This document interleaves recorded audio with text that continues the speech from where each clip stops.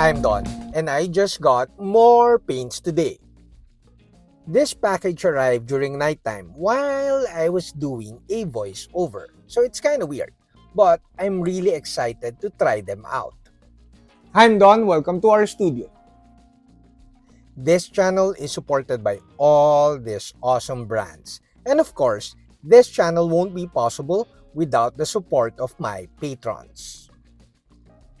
So these paints came from Bob Watts of Trans Atlantis Games.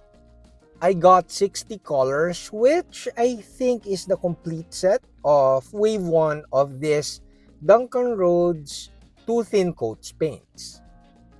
You get 6 metallic paints and 6 washes, leaving you with 48 regular colors. Oh, it's like Crayola. You remember the 48 colors of Crayola. This video is just an unboxing video showing you all of the colors that I got from Trans Atlantis Games. But basically, if you're interested with these paints, you may want to check out Goobertown's video and of course Duncan Rhodes' channel. When Bob Watts emailed me and asked me if I would want samples of these paints, I was like, it's really polite of course to introduce yourself, but my reply was kind of funny because I said, of course I know you guys, who doesn't know Duncan Rhodes. But basically, the paints are from Trans Atlantis Games and they collaborated with Duncan Rhodes, which I think everybody knows who Duncan Rhodes is. So I don't really need to introduce Duncan Rhodes. But basically, Duncan Rhodes is like one of the very few full-time miniature painters. He was like the host and the painter of Games Workshop back in the day.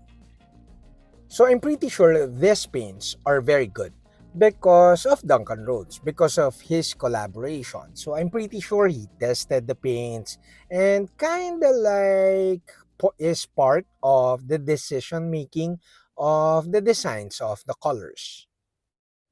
Color design or designing colors, which paints or colors to develop and produce is kind of tricky for sure, because you have to select like because this is a limited very small set of 60 colors. So I'm pretty sure they work really hard to choose which color to produce eventually. I love the purples already. Just looking at the bottles, I kind of like how they design the colors. But I'm really curious if these paints will change my ranking of regular acrylic paints. I'm pretty sure all of you guys who are watching these videos have their ranking of their favorite acrylic paints. So do tell me at the comment section which are your top 1, top 2, and top 3 paint brands. I won't tell you mine though, my top 3 or top 5, but not yet at least. I need maybe 6 months of trying out these paints and of course my other paints before I could finalize my paint ranking.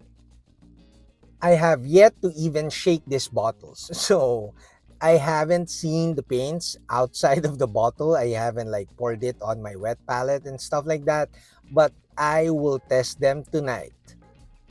It's actually nearing midnight, but I kind of vowed to work harder this year.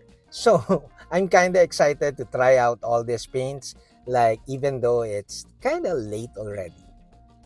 I noticed that you only get 3 yellows and of course roughly around 4 greens. No, not roughly, but basically 4 or 3 greens, because the other one is green gray. But you get a lot of grays. You could see in the video right now, you even have ivory-ish, and of course white and black. So it's kind of interesting to do non-metallic metal with these limited colors, and definitely you need to mix a little bit because you only have 48 regular colors.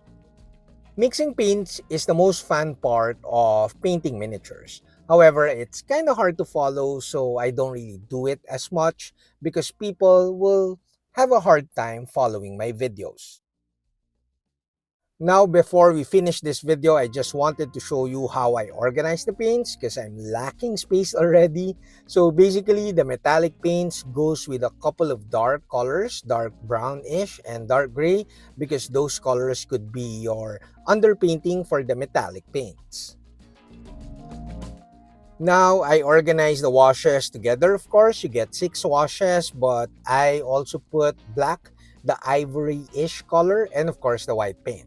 This gives me the option of knowing that I have the washes in one tray, and of course, the black and white paints.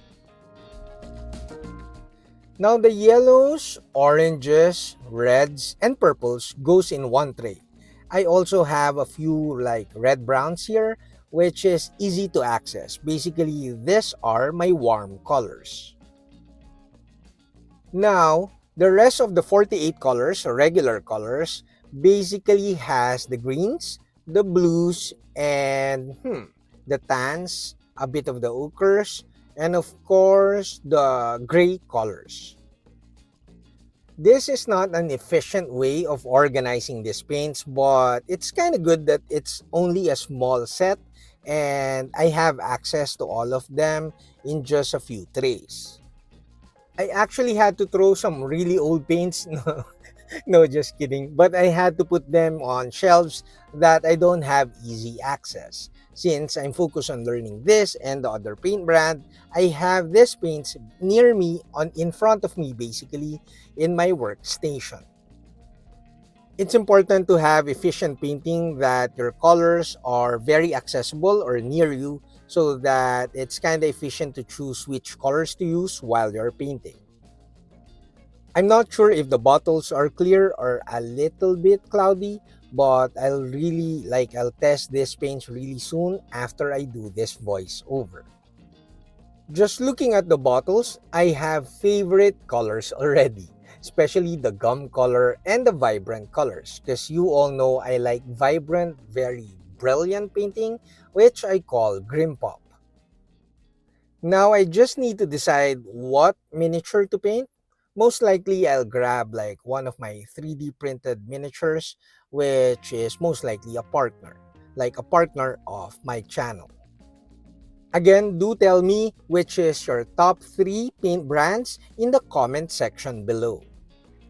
Now, one of my fab part of getting packages of paints and tools are the stickers. I love stickers. However, I don't have a new wet palette or anything that I could put the stickers on, but I'll find an area or a place to put this on. But anyways, a ton of thanks to Bob Watts for all the stickers and the paints, and I'll make sure to try them out really soon. That's it, Pansit. I hope you like this video. Until next video, guys. Cheers!